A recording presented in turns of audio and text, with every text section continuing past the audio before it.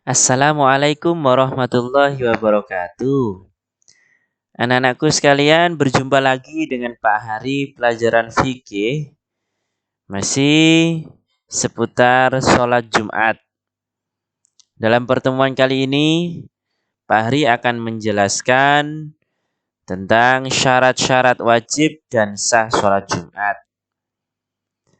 Seperti halnya yang sudah Pak Hari jelaskan kemarin, bahwa syarat itu adalah hal-hal yang harus dilakukan sebelum melaksanakan kegiatan.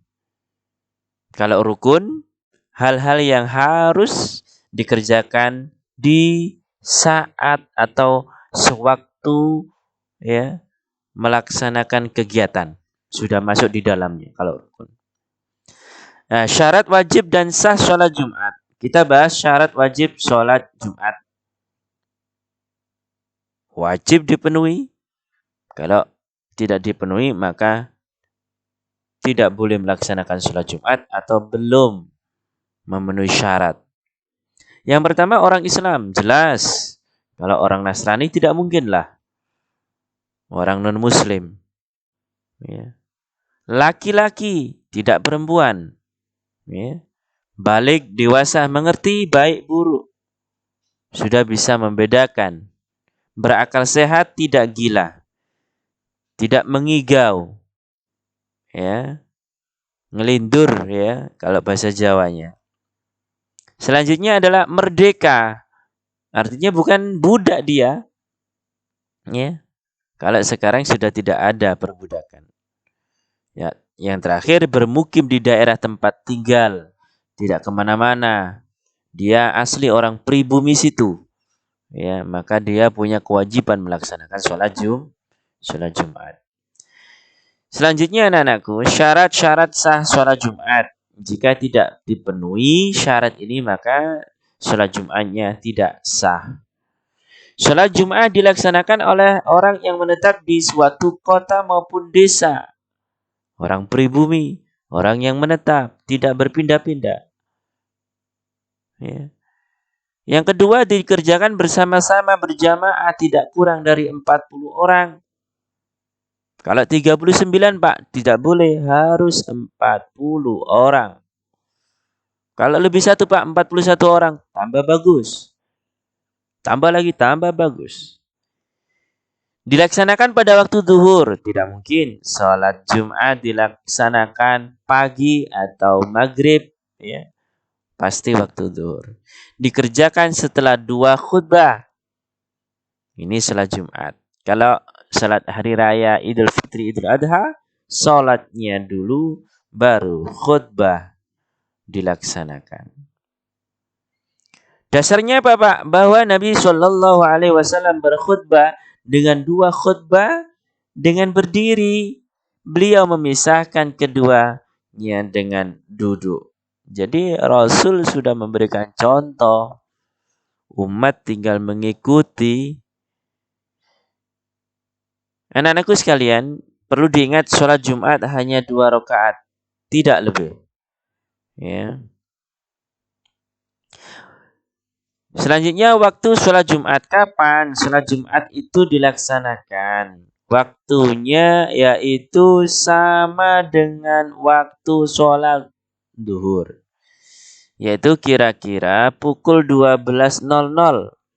Ya, atau ketika matahari mulai tergelincir. Ibarat tombak gitu, ya. Bayangannya lurus. Itu tanda-tanda masuk waktu sholat duhur atau Jumat. Kaum muslimin laki-laki wajib melaksanakan sholat Jumat. Wajib yang dewasa loh ya. Sesuai hadis Nabi dari Tariq bin Syihab radhiyallahu an, bahwa Rasulullah Shallallahu Alaihi Wasallam bersabda, sholat Jumat itu adalah kewajiban bagi setiap muslim dengan berjamaah. Jadi memang sudah kewajiban bagi siapa saja orang muslim untuk melaksanakan sholat Jumat. Kecuali atau tidak diwajibkan ada orang-orang tertentu Yang pertama adalah budak tidak punya kewajiban Jumatan, wanita tidak wajib, ya. 3, anak kecil belum wajib, tapi kita harus melatih agar nanti kalau dewasa, anak kecil, anak-anak kita, ya, sudah terbiasa dengan ibadah-ibadah seperti itu. Yang keempat, orang sakit tentu tidak berkewajiban melaksanakan sholat Jumat. Jika kewajiban sholat Jumat ini ditinggalkan, maka apa konsekuensinya? Balasannya apa? Maka ia mendapatkan dosa besar. Nauzubillah. Pak, saya itu pernah dengar, Pak. Ada apa ya? Ada yang bertanya seperti itu. Benarkah sih, Pak, orang yang meninggalkan sholat Jumat ia keluar dari agama Islam atau murtad? Pertanyaan yang aneh. Karena Islam itu rahmat, Islam itu penuh kasih sayang. Ya, tidak semudah itu mengucapkan murtad atau keluar agama Islam. Oleh karena itu, agar kita berjalan di garis yang benar, kita tinjau hadis yang menerangkan bahayanya meninggalkan sholat Jumat. Apalagi sampai 3 kali berturut-turut.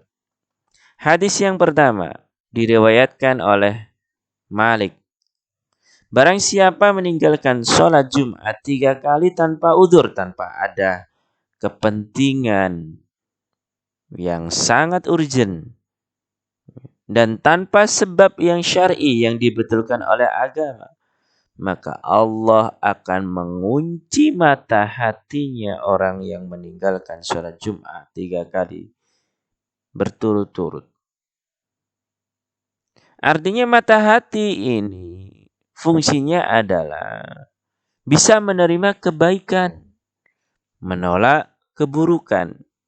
Jika mata hati ini terkunci, otomatis kebaikan akan tertolak.